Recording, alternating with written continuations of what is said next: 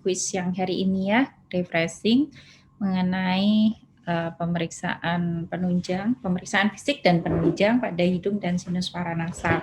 Saya akan manggilnya acak ya, sesuai dengan absen yang ada di tempat saya.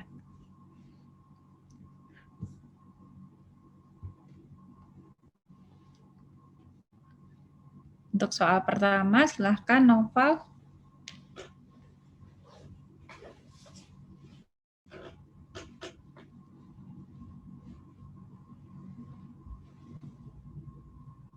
Ya, apakah suara saya terdengar, dokter?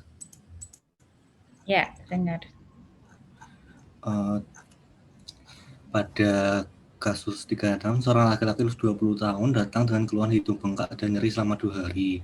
Pada gambar merupakan pemeriksaan inspeksi hidung bagian luar. Didapatkan tidak ada discharge yang keluar dari hidung, kemudian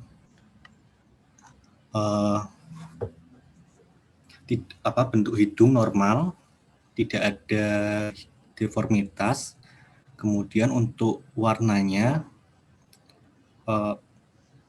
tidak ada edem, kemudian nampak warna kok edip?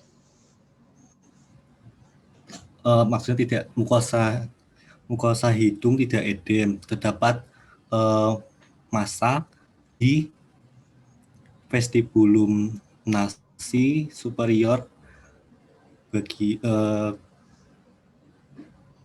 kiri, vestibulum nasi superior sinistra. Warnanya hiperemes apa enggak, Dek? Hiperemis, dokter. Hiperemes. Oke, jadi kita lihat dari luar ya. Pada pemeriksaan disebutkan dulu nama pemeriksaannya. Jadi pemeriksaan hidung luar tanpa apa seperti itu ya, kemudian dideskripsikan.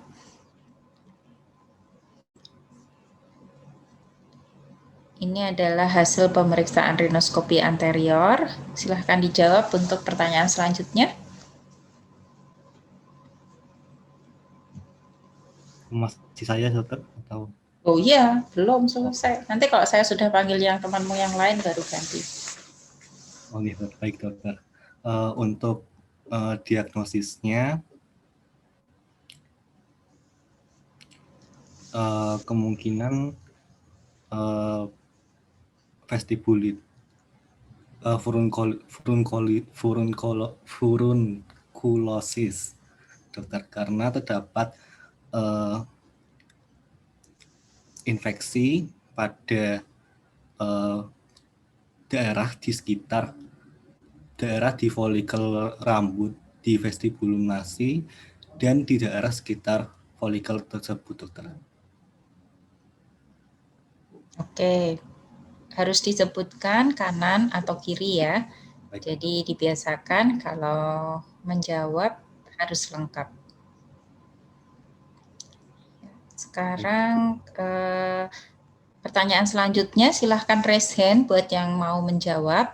Ini pertanyaan bonus ya.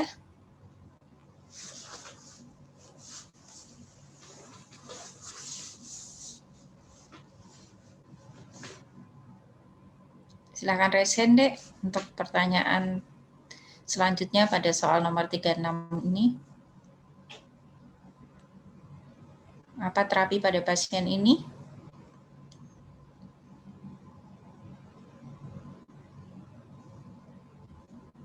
Ya, silahkan Jessica.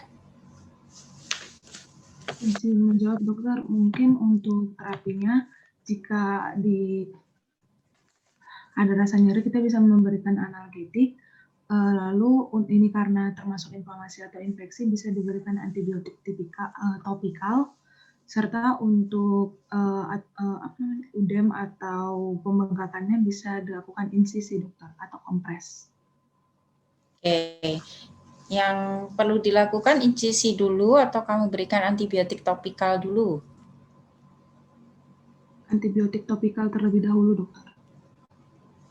Oke, ya, jadi kalau pada kasus seperti ini, pilihannya dua ya. Sebetulnya kalau furunkulosisnya besar seperti ini, kita utamakan kita injisi ya, karena biasanya dengan antibiotik topikal maupun peroral atau sistemik kurang bermakna. Jadi akan lebih cepat dilakukan injisi, kemudian setelah itu diberikan antibiotik topikal, gitu ya.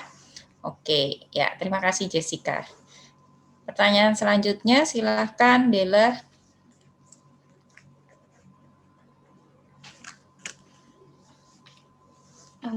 Baik, pemeriksaannya itu yang dilakukan adalah inspeksi pada hidung bagian luar, di mana pada inspeksi hidung bagian luar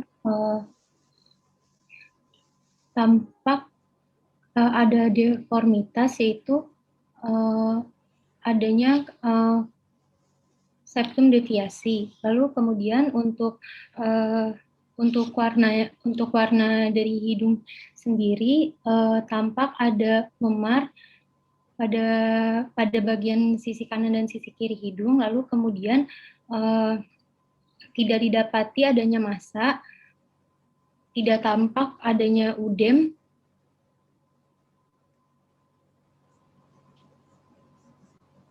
Lalu kemudian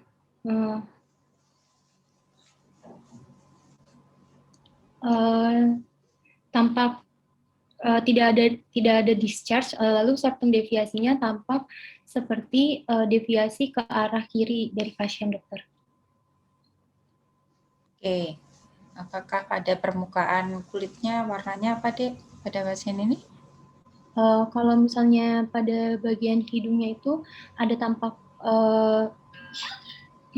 memar atau jejas pada bagian atas hidung, dokter. Di area mana saja yang tampak lebam atau tampak memar atau jejas yang tadi kami sampaikan? Tampak pada sebelah kanan dan sebelah kiri dari hidung pasien, letaknya di bawah mata. Lalu kemudian pada bagian superior dari hidung luar pasien juga tampak adanya lebam, yaitu pada sisi bagian sebelah kanan. Ya, di dorsum narsi maupun pada infraorbita kanan kiri ya, regionnya ya, atau lokasinya ya. Oke, pertanyaan selanjutnya masih dijawab Dila ya.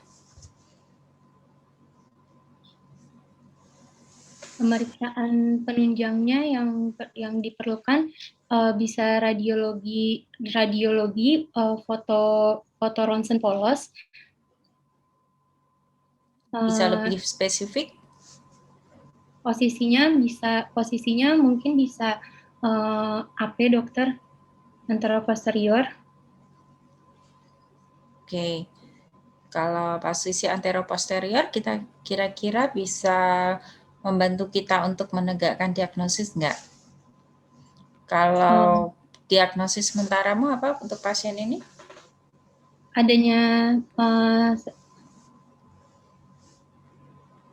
septum deviasi pada pasien, atau mungkin juga bisa selain AP bisa juga dilakukan lateral, dokter, karena kecurigaannya juga mungkin ada fraktur pada tulang dari hidung pasien. Ya, jadi perlu diperhatikan ya, dicermati adalah kalau kita bertemu pasien, kalau pasien itu nyata ataupun soal seperti ini ya, itu kan ada ilustrasi kasus. Nah, ilustrasi kasus itu bukan sesuatu yang tidak ada manfaatnya, tetapi dia memang berkaitan dengan kasus yang ada. Jadi kalau saran saya, sebelum memberikan diagnosis sementara, dibaca dulu untuk anamnesis dan pemeriksaan fisik keseluruhan, gitu ya. Jadi pada pasien ini diagnosisnya bukan septum deviasinya, tapi berdasarkan kasus. Jadi lebih tepat tadi curiga fraktur os nasal, gitu ya. Oke, makasih Dela. Yang selanjutnya silahkan Elvita. Hadir, dokter. Ya, dijawab.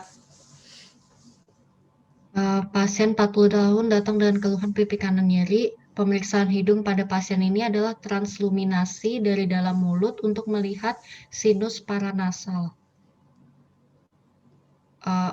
Deskripsinya, jadi di sini terlihat tidak ada bayangan atau tidak ada gambaran kusam dari transluminasi tersebut. Begitu, dokter. Oke, saya beri kesempatan untuk yang lain, boleh raise hand untuk memperbaiki jawabannya. Saya mulai dari yang paling atas ya, Bagas. Bagas Kara, silahkan. Saya mohon izin menjawab, dokter. Jadi ini adalah suatu Ya. pemeriksaan transluminasi, yang seperti dikatakan Elvita tadi. Di sini untuk sinus maxillaris sinistra, cahayanya berpendar terang. Artinya dia baik, tidak terjadi peradangan, tidak ada sekret yang berkumpul di situ. Kemudian sedangkan untuk sinus maxillaris dextranya, dia terdapat kesuraman, curiga. Curiga di situ ada pengumpulan cairan atau mungkin pembengkakan mukosa. Ya, oke, terima kasih Bagas Kara. Jadi interpretasinya seperti itu ya. Jadi kalau pada transluminasi kita melihat gelap dan terang. Jadi pada kasus yang normal seharusnya sinusnya itu cemerlang atau warnanya tampak pendaran cahaya yang terang seperti itu. Kalau pada kasus ini satu sisi lebih gelap berarti ada kemungkinan ada kelainan patologis pada sinus yang dimaksud. Elvita silahkan dilanjutkan. Ini ilustrasi kasusnya. Ini pertanyaan selanjutnya. Ini dokter.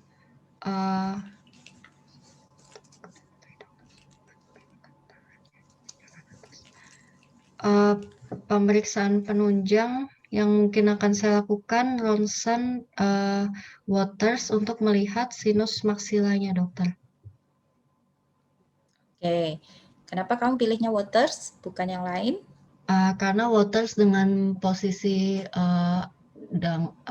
kepala dinaikkan, sehingga yang paling dekat dengan saat difoto yang paling jelas itu adalah sinus paranasal di maksila seperti itu, dokter.